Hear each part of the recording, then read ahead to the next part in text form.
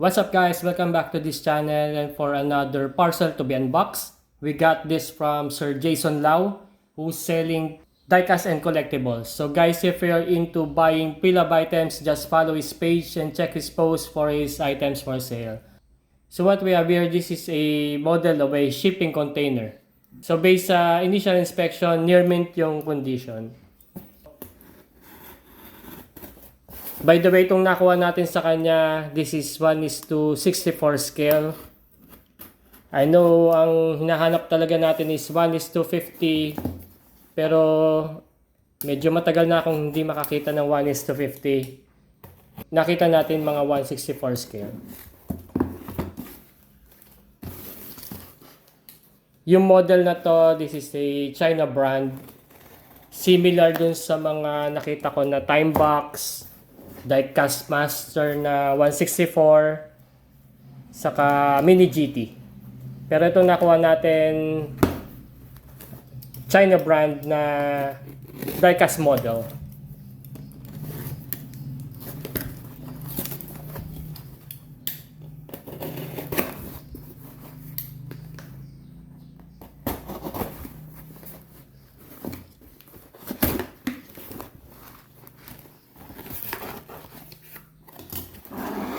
Yan.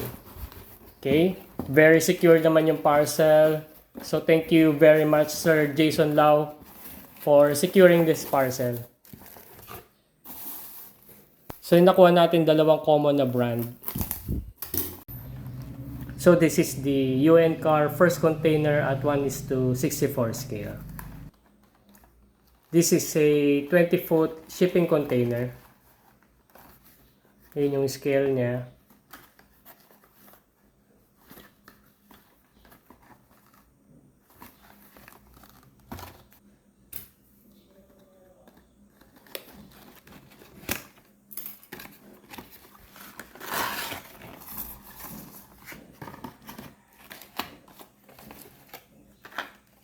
For the first one, this is the FedEx Express.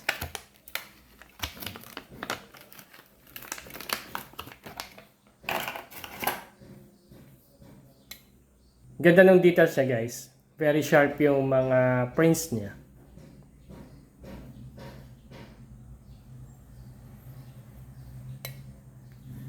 Okay, so this is a die-cast metal. And ang working gimmick niya, nabubuksan yung mga pintuan niya.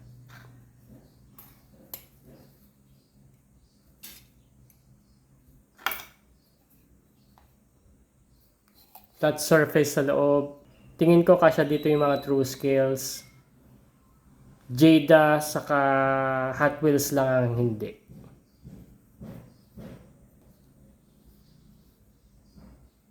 Okay, so open na natin yung isa. For the second one, this is the Merx brand.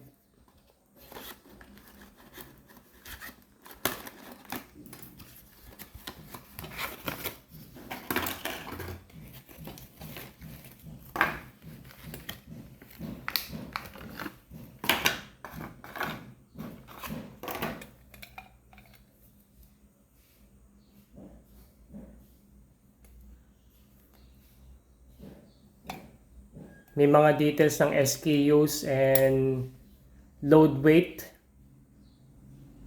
and licenses. Ganda. Ganda ng prints niya. Tapos isa pang gusto ko dito guys, this is stackable. May mga foot pegs dun sa taas niya. Tapos hole sa bottom.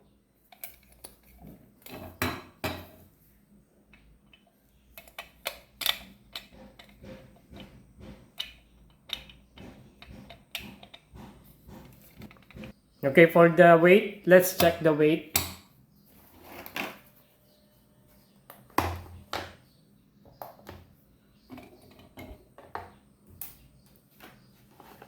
So yun yung weight niya, 154 grams. Okay ba sila guys? This is 155. This is 154.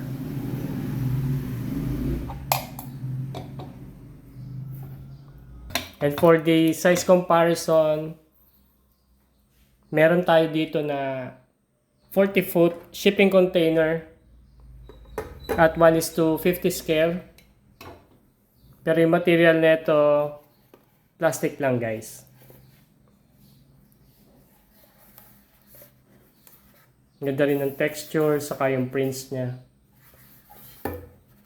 Ganun din, nabubuksan din tong pintuan niya.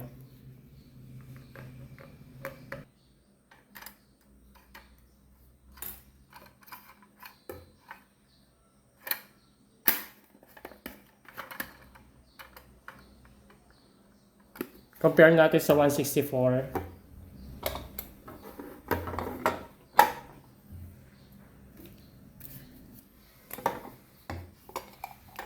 Itong 164 ang height niya is 1.5 inches or 4 cm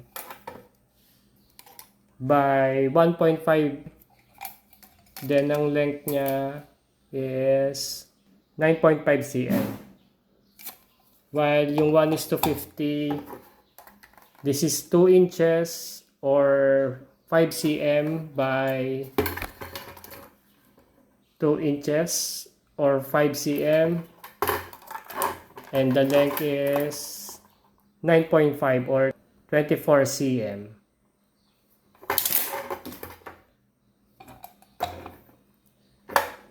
So, ayan ang size comparison nila, guys. So, ang current ko na 164 na shipping container is ito. This is plastic made by RMZ. Shipping truck to, guys. Tinanggal ko lang siya. So, ganun din siya. Plastic pero may working gimmick. Nabubuksan to. And kung i-compare mo dito sa UN car, mas mahaba siya ng kaunti. Pero yung length niya sa height parehas.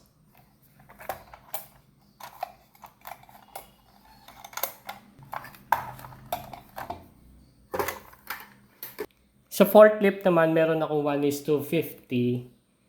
Pero Seiko brand lang ang meron ako as of now.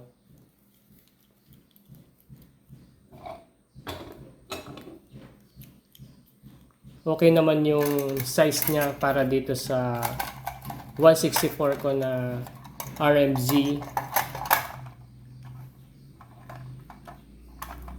Pero syempre nabubuhat siya kasi magaan siya, plastic. Pero pag eto na, hindi na niya kaya to. This is die-cast eh.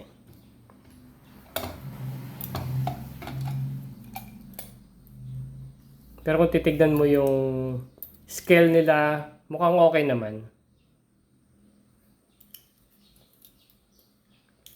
Yan. So, that's much of it, guys. If you like more of this die-cast product review, just follow my page. I have a TikTok, Facebook, and YouTube account. Subscribe for more, guys, and I see you for the upcoming videos, and goodbye.